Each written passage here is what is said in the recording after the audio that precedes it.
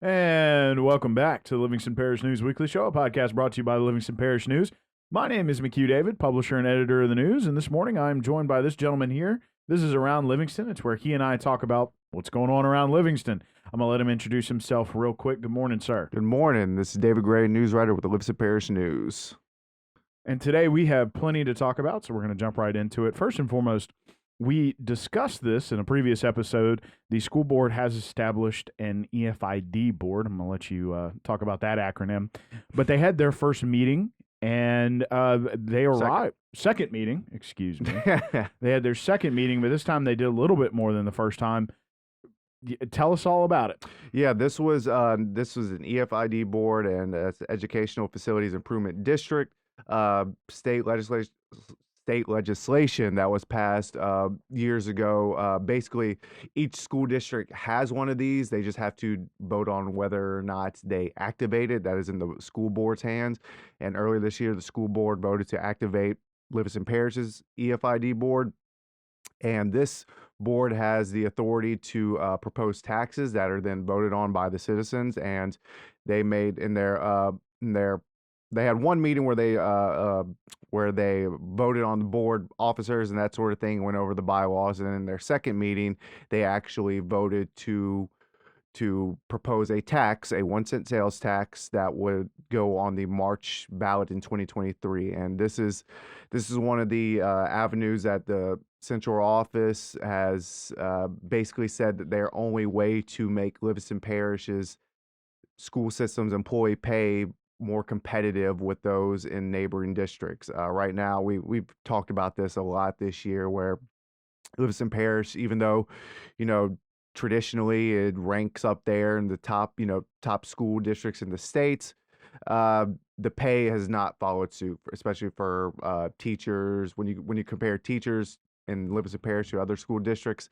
it ranks in the bottom half, and then that ranking just goes lower when you compare bus drivers, custodians, school nurses, etc. So this is something that the school board, or not all the school board members or EFID directors have been in favor of, but Scott Jones at the meeting, he was the selection of Miss Kelly Dickerson, who's a school board member for District 2, the Watson area. He was not in favor of this proposed tax, and like I said, it's a 1-cent sales tax, and it could raise $24 million annually, which would be enough to give all Livingston Parish school employees a 10% raise or a flat rate of at least $2,500, and that could jump them up into higher ranking in terms of employee pay for districts in the Baton Rouge area. So that's kind of what their push is, even though some are saying that, as Scott Jones pointed out, Livingston Parish is one of the highest, has one of the highest sales tax rates in the state. I believe it's higher than 83% of the other parishes in the state and 97% of the of counties nationwide. So that's a ranking that as Mr. Jones said, is not something to be proud of, and it would only go up if this were to be passed. So like I said, it's going to be presented before the school board in its December meeting, and then if it's approved, then it will go on the ballot in March 2023, and then it'll be up to the voters of Livingston Parish to decide whether or not they want to fund this. So yeah, going to be interesting to see how the school board treats it. Still a couple of hurdles to jump before this moves forward for the voters to take a look at it, make a decision.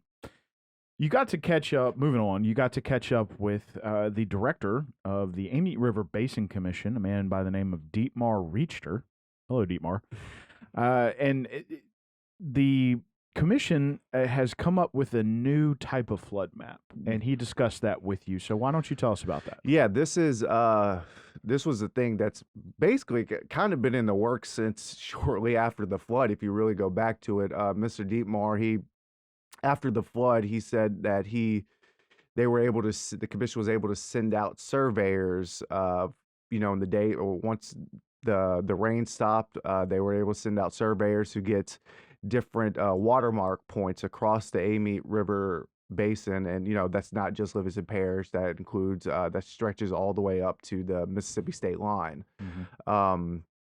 So they were able to get, all told, I think these surveyors got around 250 watermarks, he said, and then they combined that with other watermarks from the Army Corps of Engineers, the U.S. Geological Survey.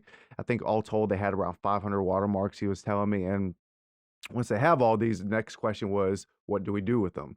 Well, they decided to use those to make what they are calling the most comprehensive map of the 2016 flood to date. Um, Basically, this map, if you go to the Amy River Basin Commission's website, on the homepage, they have the map. It's an interactive map. You can basically click on any point within the basin, and it'll tell you how high the water got in that area. Um, and I kind of I played with it last week whenever I was writing the story, and I mean it really does. I mean you could click on one part, it'll say 2.7 feet, and then the next part 3.5 feet. It really does give you a street by street, building by building breakdown of how high the water got during the flood. But just curious, what did the flood get here for this building? Do you remember? 4.5 feet. Okay, I think that's close to what it might have said four. It's 4 point something feet. I don't know if it was 4.5 feet, but I typed in the address for the paper, and but he said that there's still it's not completely done yet. People can send in if they have photos and documents that would disprove what they have listed for that area. They will take that information, and if it checks all the boxes, and they will make changes. But yeah, this is something that he was very proud of when he was talking with me on the phone about it last week. And like I said, it's really something that's been in the works for, I guess, 6 years now. And so yeah, I mean, people could go on their website and check out and just kind of see. And it helps give more information. If you're looking to buy a home, if you're looking to start a business, build a business somewhere, it also helps policymakers with their decisions they got to make. And then Dietmar also said that you want to.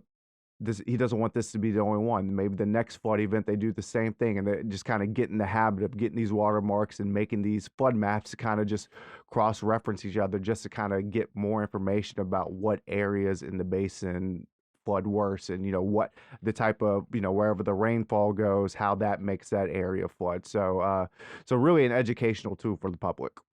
Right, and a very interesting set of maps. It's worth taking a look.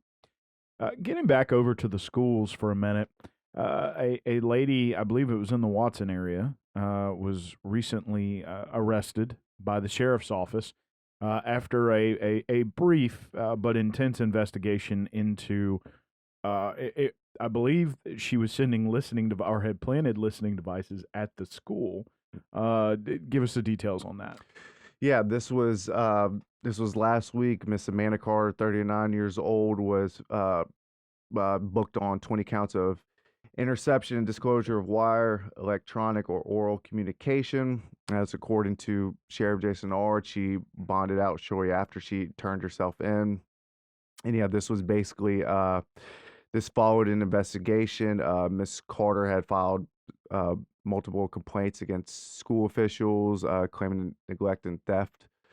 And the sheriff's office said some of those claims were unfounded and some were still being investigated. But yeah, basically, she was sending listening devices onto a high school campus without, and recording conversations without, consent of some of those who were being recorded, and they were being allegedly shared and posted on social media. So that was pretty much the breakdown of it last week. And there's a lot of, when something like this happens, social media gets in frenzy about who was right, they were wrong. So I mean, there's multiple sides of this story, but that's basically the gist of it. What happened last week?